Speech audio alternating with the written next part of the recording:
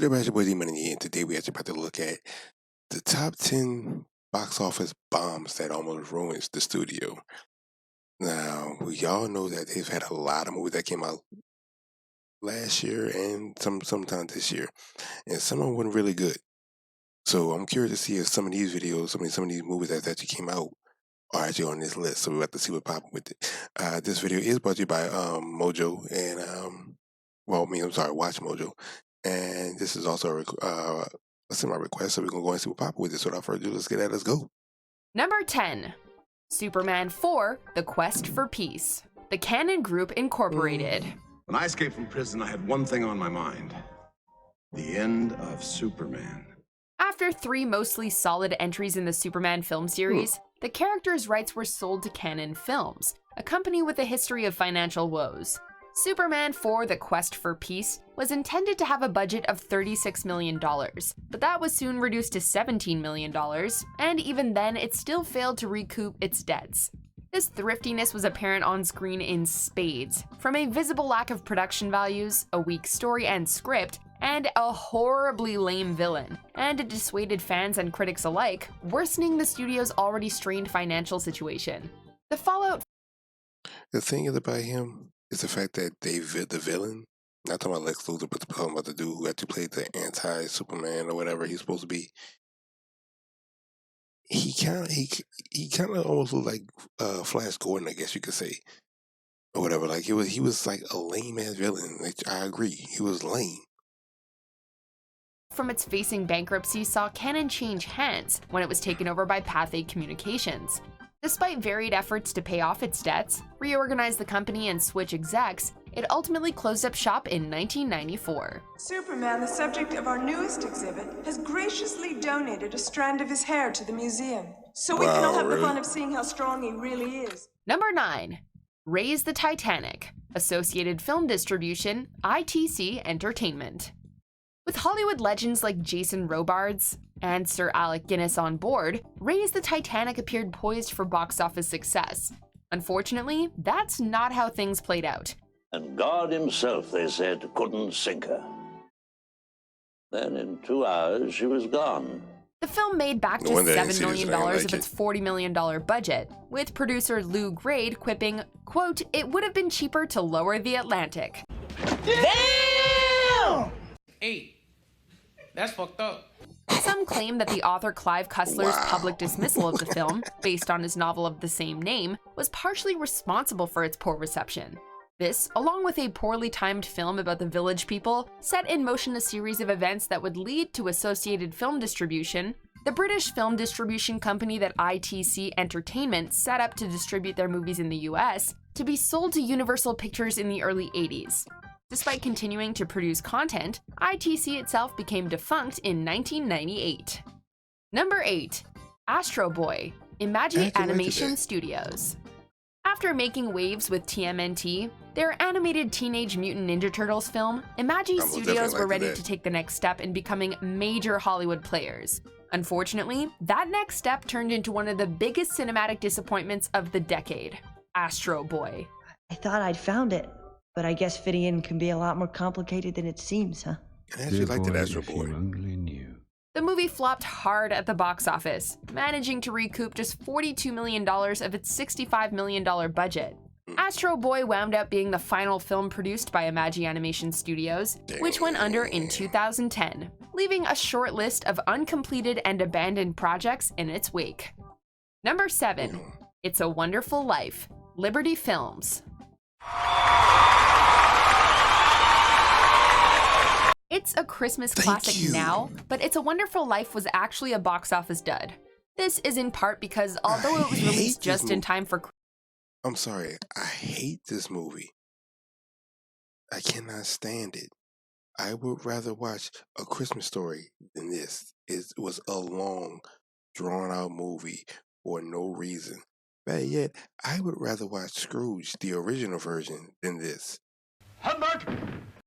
It was that boring to me. Christmas on December 20th, 1946, it didn't actually get a full national release until January 7th, 1947, a day by which most people are pretty well Christmased out. I guess I'm not quite the football type. You look wonderful. You know, if it wasn't me talking, I'd say you were the prettiest girl in town. Barely earning back its $3.18 million budget, the film's poor reception left its production company Liberty Films unable to recoup costs, on the verge of bank foreclosure and seeking new ownership. They found it in Paramount Pictures in May 1947, which made It's a Wonderful Life the only film the company released independently. Under Paramount's ownership, Liberty would release only one other film, State of the Union, before closing in 1951. Number 6. Heaven's Gate, United Artists. Heaven's Gate was highly anticipated, and that's just what led to its failure. With The Deer Hunter, his second film as a director, Michael Cimino became a double Academy Award winner, and was granted carte blanche when Heaven's Gate rolled around. More bullets against each other. What are you, crazy? This resulted in a film that was well behind schedule, over budget, and rife with allegations of animal abuse and directorial megalomania. Once completed, the final project had a runtime of nearly 5.5 hours, eventually trimmed down to 3 hours and 39 minutes. However, audiences did not show, and the box office take was a mere $3.5 million on a $44 million budget. This prompted the sale of United Artists to MGM Studios shortly thereafter. Number 5. Final Fantasy: The Spirits Within. Wait, sorry, time out. I'm sorry. I actually like fantasy, and this is actually one of my favorite ones. I even have this one. I don't know why this even flopped. Because after they made this one, they made like 3 more. So I actually liked this one, but hey. Square Pictures. In 2001, Square Pictures, the film leg of Japanese video game company Square, decided to give Final Fantasy a big screen adaptation.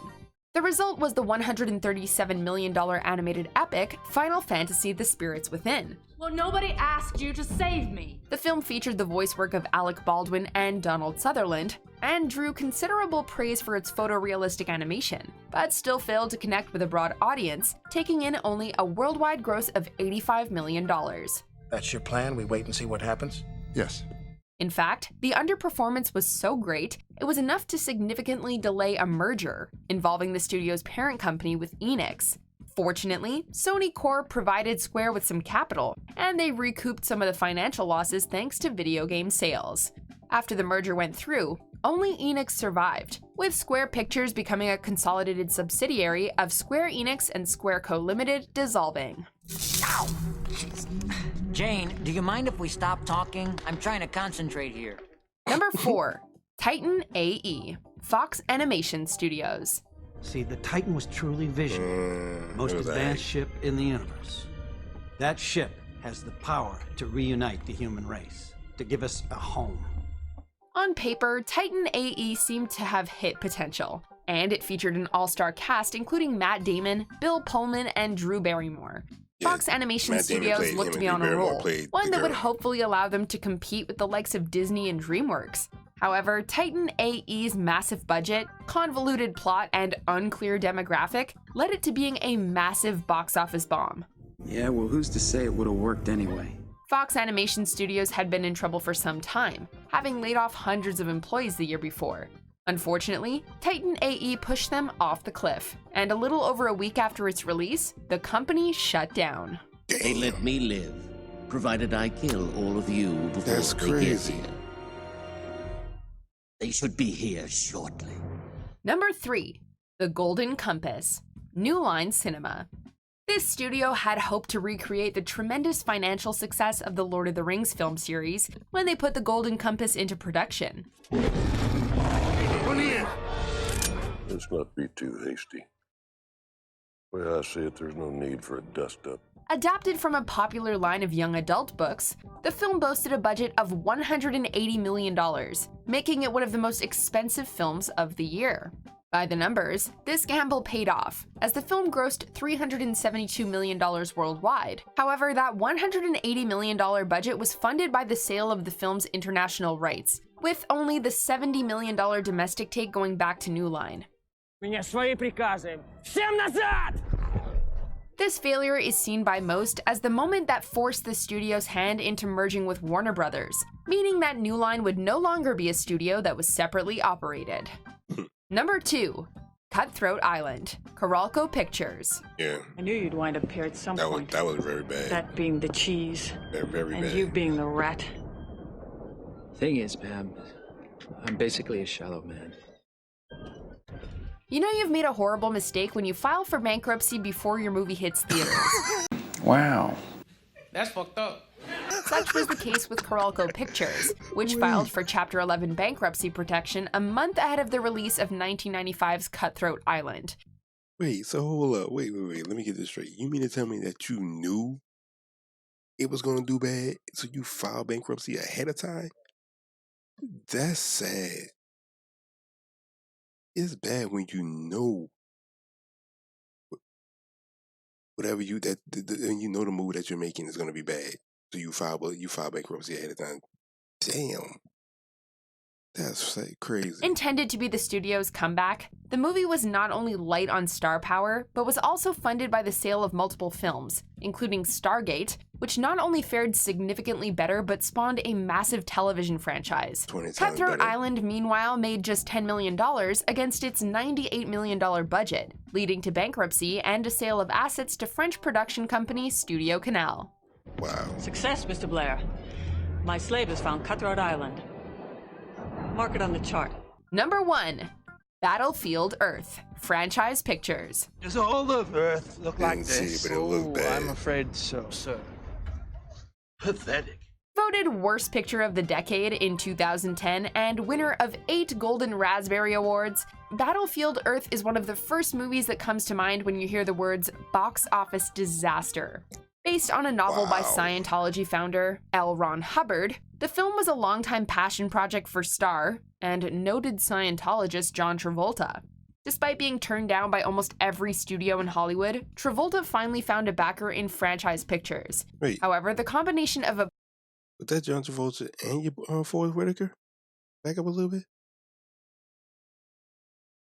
Scientologist John Travolta. Despite being turned down by That is Forrest Whitaker. almost every studio in Hollywood, Travolta finally found a backer in John Travolta, Forrest Whitaker. Yes, indeed. Why they got Forrest Whitaker look like a bear and John Travolta look like a lioness? Like, what the hell? Franchise Pictures. However, the combination of a poor box office return and the fallout from legal issues surrounding the means by which the film was financed led Franchise Pictures to file for bankruptcy in 2007. Maybe you were absent the day they taught economics at the academy, Kurt. Yo, I ain't gonna lie to you. I agree with some of them, with the majority of all of them, with the exception of the Final Fantasy one. But to me that movie looked like the first one, the number 1 spot. It looked like it was a bad movie. That looked like one of John Travolta and Forrest Whitaker's worst movie ever. Like, it really did. Like, like they've played tons of other movies that were 20 times better than that. I mean, Swordfish is one of John Travolta's like number 1 movies. Next to Grease, and Panic Room is Forrest Whitaker's one of his best movies to me. Like, bro, like y'all gave them that to play. That was just garbage. But anyway, I'm gonna go ahead and end it right here. Hope you enjoyed the video. Please be sure to comment, like, and subscribe. And to the next video, I'm gonna see you when I see you. Holla at your boy. Peace.